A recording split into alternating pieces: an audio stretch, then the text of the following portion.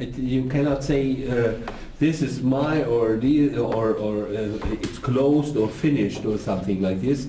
It's very important that we understand our traditions, our culture, religious beliefs, all these things, because we are socialized by it. We know a lot about it.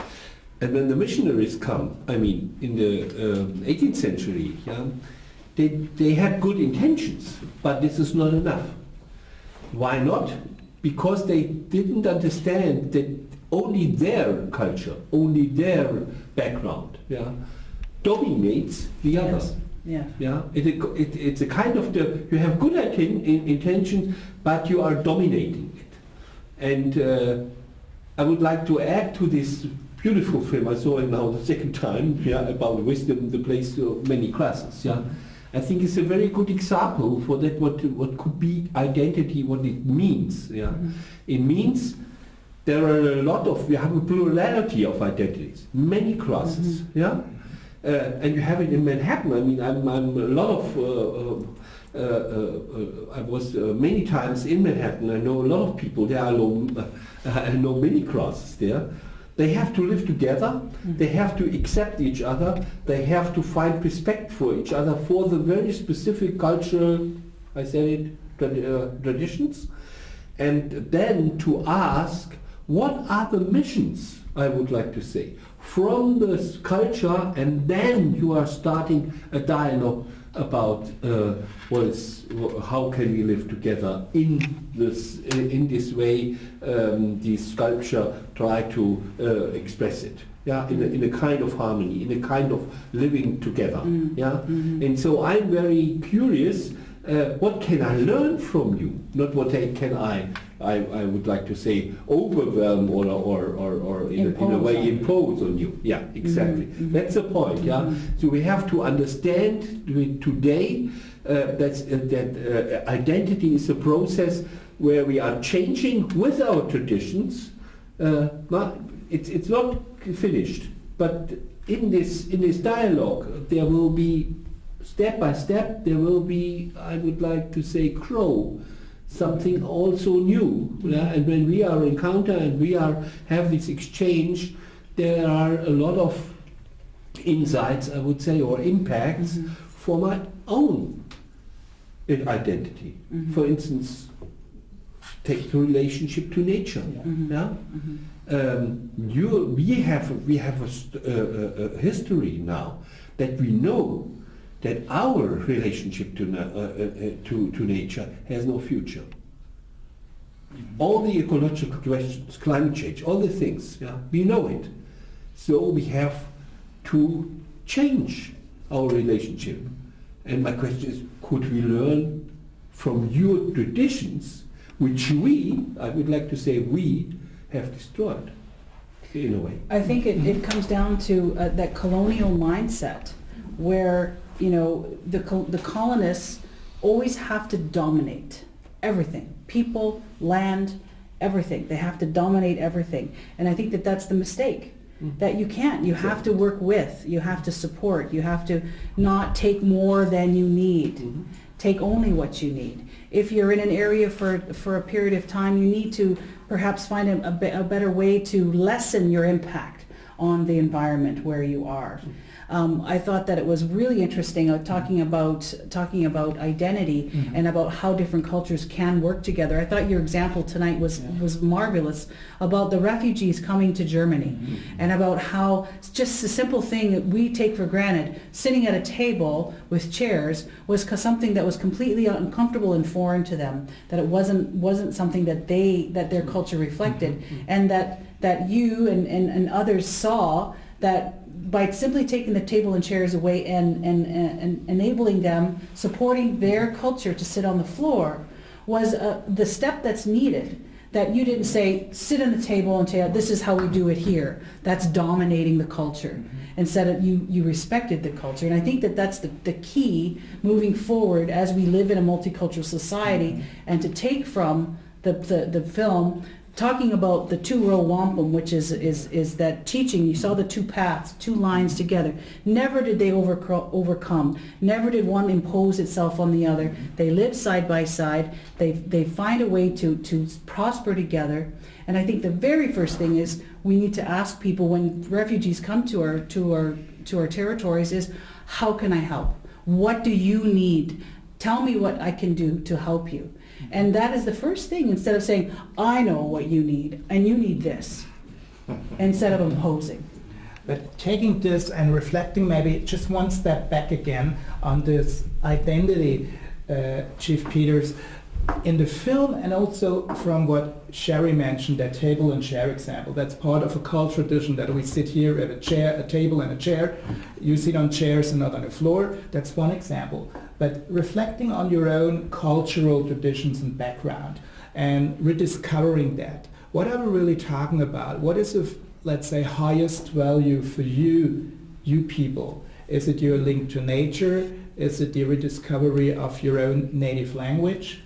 Is it the music, the tradition, the dresses, the way you used to live in the old days and the way you live now with like the houses? How does this like come together? There are so many elements in culture. It's not linear like that. It's circular. It's all of those things. We can't express our culture and who we are without language. We can't express who we are without music. We can't express ourselves without all these things. It's not So it's just like a one holistic thing. approach. It's not a pyramid. It's a circle. It's a circle. I see. That's what I see. So that's like how that piece of artwork, that monument, it's a Yes. circle, Exactly. surrounded by all the And grasses. it's called wisdom. Yes. Wisdom means we could sit, we can be show our hospitality on the table, of course, but we should also learn to sit on the floor. Why not? We are moving people, and this is the point. I mean, which dialogue means, yeah, that we can move, that we are not in this way, that we not think this is German or this is this culture. I mean, in a society which is much more, or which is much stronger globalizing today, yeah. So we have to learn it, that we have to move, but in a way that is a cultural movement, not only a. You very often, like the counter statement could be, it's very easy to say this, let's say, as an academic or from your academic background of theory of society, but asking you again, Chief Peters, and you, Sherry, boiling it down to reality. I mean, how has it been working out for you in the North American society? Are you facing like stereotypes like, oh, the Indians are coming? Or discrimination, maybe even unintentional discrimination by the others, that you have this process of othering. How would you reflect on that? Yes, I have Are you to, met with many stereotypes? absolutely, during my lifetime, because I don't know whether most people know that it wasn't until the early 60s when the Canadian government recognized us as human beings. Up until the early 60s, we didn't have a right to vote. We had an Indian agent in our community who made all the decisions concerning our lives. So when I grew up as a young man, I seen my mother and my father be discriminated against and be belittled, and people being rude to them for the simple fact that they were Indians. And I witnessed that, and I can remember even being 5 years old and thinking, what's wrong? That's my mom. You don't talk to my mom like that. But it's not just me, it was all of us. It was the way people viewed us in the day. They had a preconceived idea that the Indians were just big drunks and they laid around and drank all day and didn't do anything. Indians weren't to be trusted, and so my generation kind of grew up with that, and it wasn't until we took over looking after our own affairs. But I have to share with you one thing, because I'm a baseball player, and we started a team when I was like 15 or 16 years old in the community, a small little community.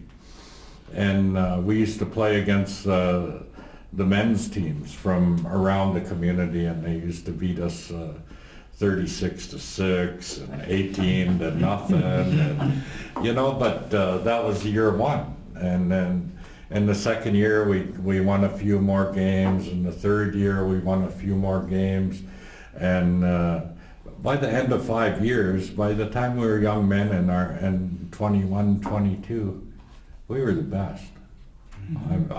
We were the absolute best ball team in a 50-mile radius, including cities much bigger, and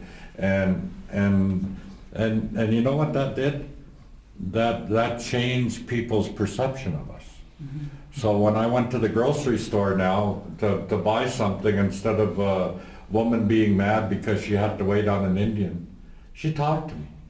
She said, "I seen the game last night. You guys really played good.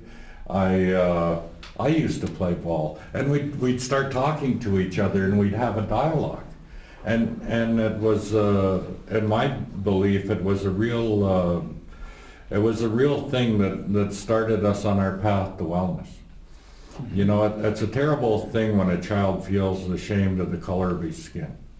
It's a terrible thing when a child feels ashamed of the color of his parents' skin, and that it's reinforced all around you every day.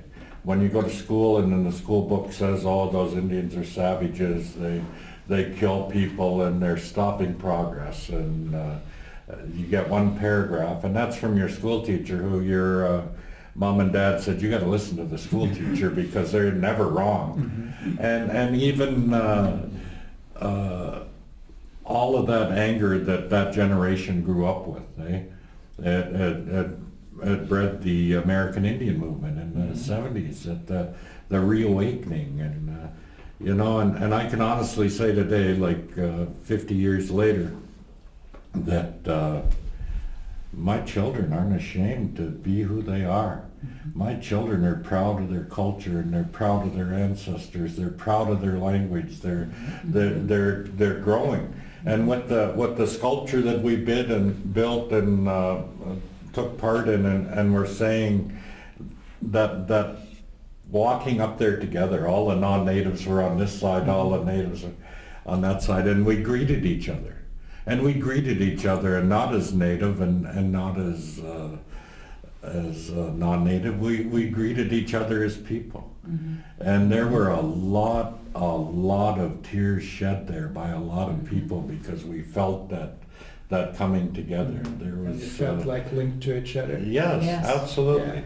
Yeah. And when you were saying what you did with taking the tables away so people could sit down, and what do we have to do to ensure cultural understanding and diversity?